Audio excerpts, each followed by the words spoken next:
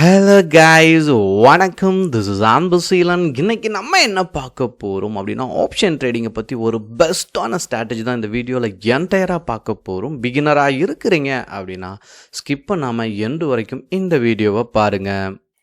இது வரைக்கும் கைவசம் உங்கள்கிட்ட எந்த ஸ்ட்ராட்டஜியும் இல்லை அப்படின்னா, இப்போ நான் சொல்லிக் கொடுக்குற இந்த ஸ்ட்ராட்டஜி ரொம்ப முக்கியமானது. பிகினராக இருந்தாலுமே நீங்கள் ஆப்ஷன் ட்ரேடிங்க்கு இப்போ தான் நீங்கள் உள்ளே வந்திருக்கிறீங்க, உங்களுக்கு 1 இயர் பிலோவாக தான் எக்ஸ்பீரியன்ஸ் இருக்குது அப்படின்னாலும் கடைசி வரைக்கும் பாருங்கள்.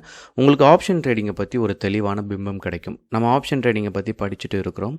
இன்றைக்கி நம்ம கம்மக்ராஸ் பண்ணக்கூடிய டே என்ன அப்படின்னு கேட்டிங்க அப்படின்னா 45வது நாள். சரிங்களா?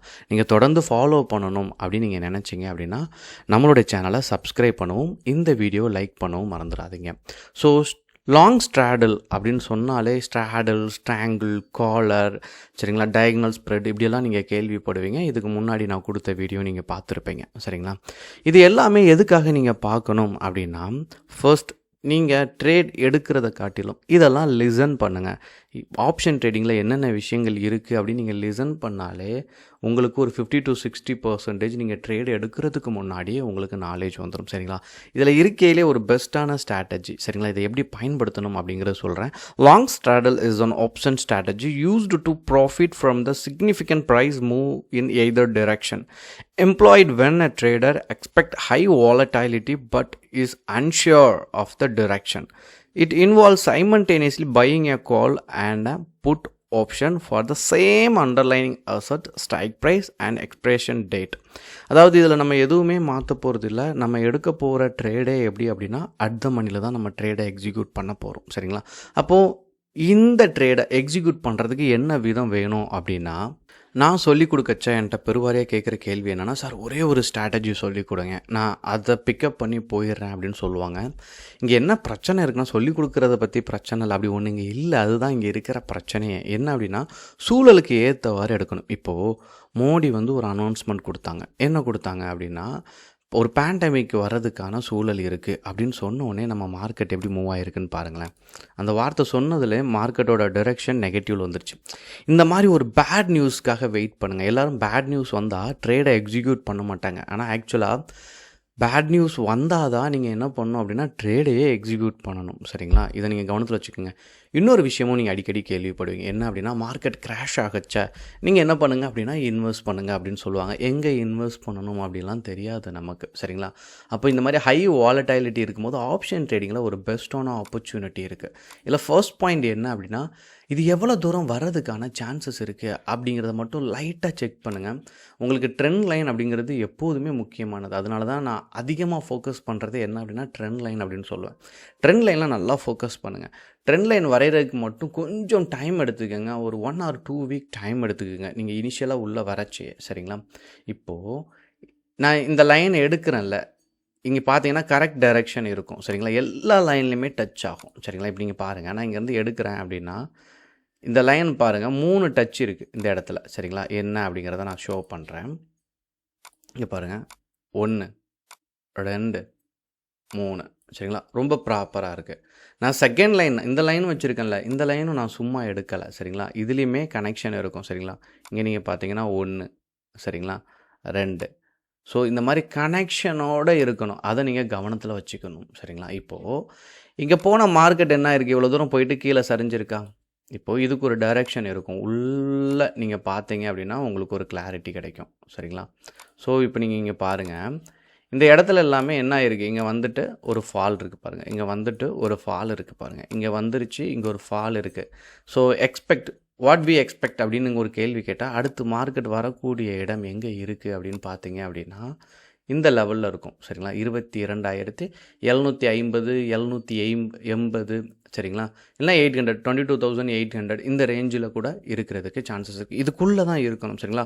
அப்போது டேம் ஷுவர் நமக்கு தெரிஞ்சிருச்சு 22,800 வரைக்கும் ரீச் ஆகிறதுக்கு சான்சஸ் ரொம்பவே அதிகமாக இருக்குது.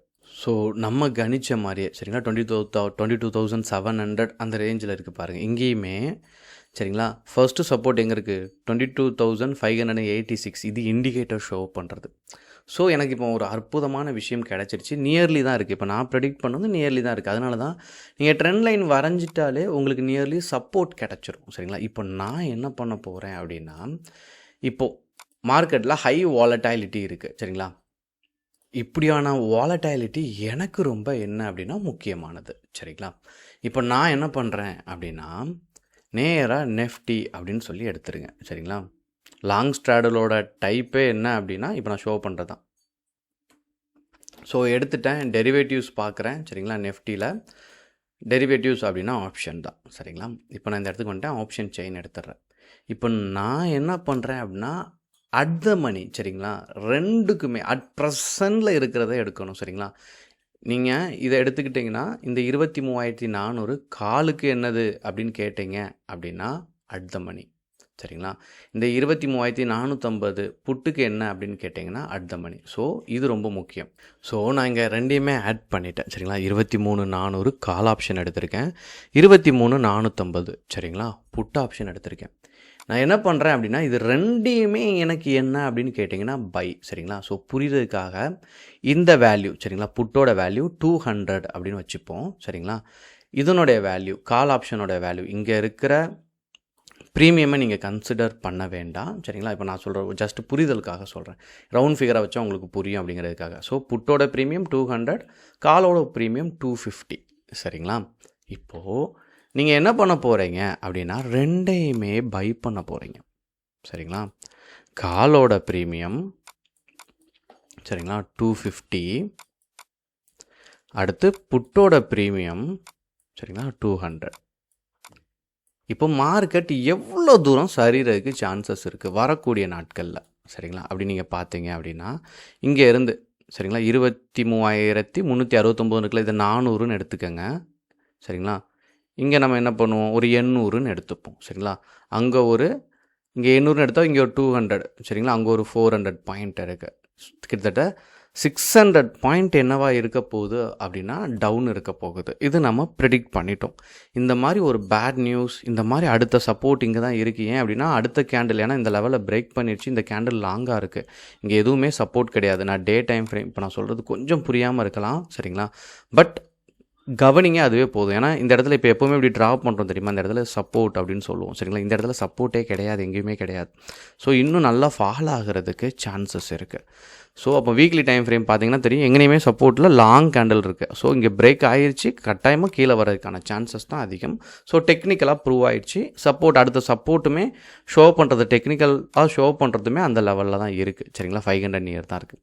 இப்போ நான் ரெண்டையுமே என்ன பண்ணிட்டேன் அப்படின்னா பை பண்ணிட்டேன். இப்போ மார்க்கெட் என்ன ஆகுது அப்படின்னா டவுன் ஆகுது சரிங்களா.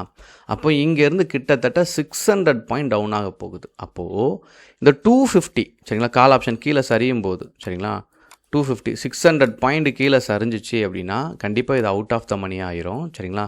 இதனுடைய வேல்யூ எக்ஸ்பைரி டே அன்னைக்கு அதுக்கு முந்தின நாள் ஜீரோவே ஆகிறதுக்கு சான்சஸ் ரொம்ப அதிகம் சரிங்களா.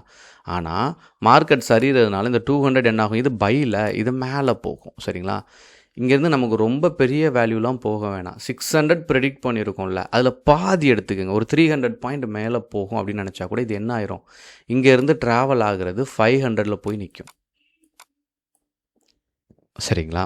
இங்கே நமக்கு என்னது 250 லாஸ் சரிங்களா. காலில் என்ன ஆயிடுச்சுன்னா ஜீரோ ஆகிட்டு, ஏன்னா பை தான் எடுத்திருக்கோம்.